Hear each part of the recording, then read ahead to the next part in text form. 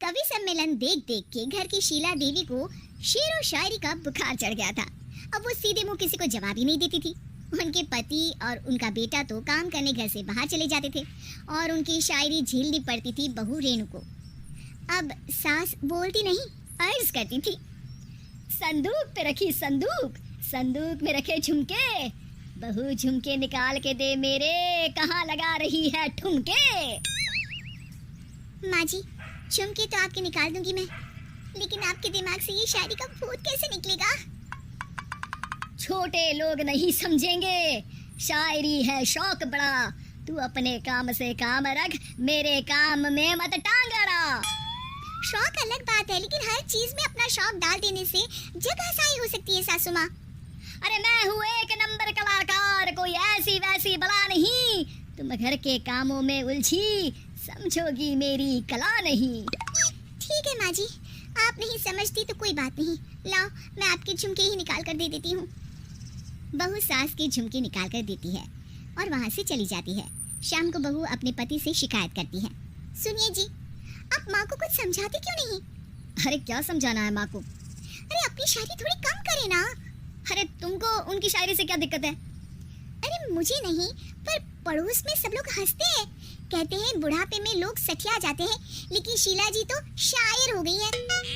अरे लोगों का काम है कहना, लोगों की बातों का क्या टेंशन लेना। अरे वाह, मैंने भी शेर कह दिया, वाह वाह वाह। देख लो, तुमसे किसी ने कहा नहीं और तुम्हारे सामने कोई माँ की बुराई नहीं करता तो तुमको फर्क नहीं पड़ रहा। अरे तुम खामखा की बात का बतंगड़ बना रही हो। चलो चाय बना कर ले आओ मेरे लिए, साथ पियेंगे, कोई ढंग की बातें करेंगे। रेणु चाय बनाने लगती है। पहले वो अपने पति को चाय देती है, फिर सास को और आखिर में अपने ससुर को।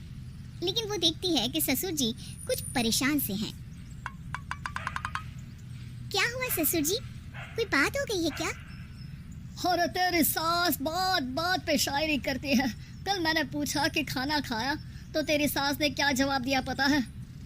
अरे गलती की और आरोपी ने कोड़े खा लिए फटाफट, खाना तो नहीं पर पकोड़े खा लिए झटाझट। अब बता क्या जवाब दूं इस बात का? वो तो सभी से शायरी में ही बात कर रही हैं, मुझे भी समझ में नहीं आता कि क्या करूं मैं। बेटा उसको उसी की भाषा में जवाब देना पड़ेगा। मैं तो आम बातचीत में भी उसके सामने कुछ नहीं बोल पाता, शायरी में क्या बोलूंगा भला। ससुर ने जैसे ही कहा कि उसको उसी की भाषा में जवाब देना पड़ेगा, बहू को ये बात जच गई।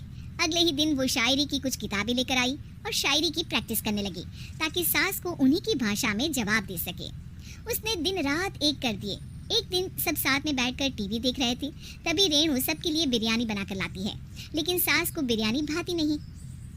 कौवा करता काऊ काऊ, चिड़िया बोलती ची ची, इतना खराब बिरयानी बनाई है कि मुंह से निकले छी छी। बस इसी मौके का तो बहू को इंतजार था, क्योंकि अब बहू सास को उसी की भाषा में जवाब देने के लिए तैयार थी। माँ जी, हमको अपनी ये बेकार शायरी ना सुनाइए, जैसी भी बनी है बिरयानी चुपचाप खाइए। ससुर जी और रेणु के पति ने रेणु का जवाब सुनते ही जोर से ताली बजाई और सास ने जब रेणु का शायराना जवाब सुना तो उनके गले में बिरयानी अटक गई। बहू ने एक और शायरी का तीर छोड़ा। शायरी में बहू के सामने सास हो जाएगी ढेर, क्योंकि सास मारेंगी एक शेर तो बहू मारेगी 1.25 शेर। सास को छोड़ के सब वाह वाह करने लगते हैं। आज पहली बार सास को नहले पे दहला मिला था और रेणु ने सास का मुंह चुप करा दिया था। अगले दिन रेणु का पति उससे कहता है, अरे वाह, तुमने तो माँ की बोलती बंद कर दी, मजा आ गया। अब मेरे लिए कुछ बना दो, खाकर मैं काम पर चला जाऊं। शायरी ही है मेरा जीवन, वही करूंगी जी भर के, नौकरानी रख लो कोई, काम नहीं करूंगी मैं घर के। अरे तुम क्या माँ जैसी हरकतें करने लगी, सीधे सीधे बात करो ना। हो गई कल शायरी, रोज थोड़ी ना करोगी। शीशी भरी गुलाब की पत्थर पे फोड़ दो, जो मुझे शायरी से रोके उसके कान मरोड़ दो। पति घबराकर वहां से चला जाता है और बाहर उसके पिताजी के पास जाकर बैठ जाता है। दोनों अपनी बीवियों की शायरी से परेशान है। ससुर को पछतावा होता है कि क्यों उसने बहू को सास की भाषा में ही जवाब देने का आइडिया दिया। अब तो घर में 2 शायर हैं। दोनों एक साथ दुखी स्वर में कहते हैं, हम दोनों की ही बीवियां जब से शायर हो गई है, क्या बताएं, जिंदगी एक फटा हुआ टायर हो गई है।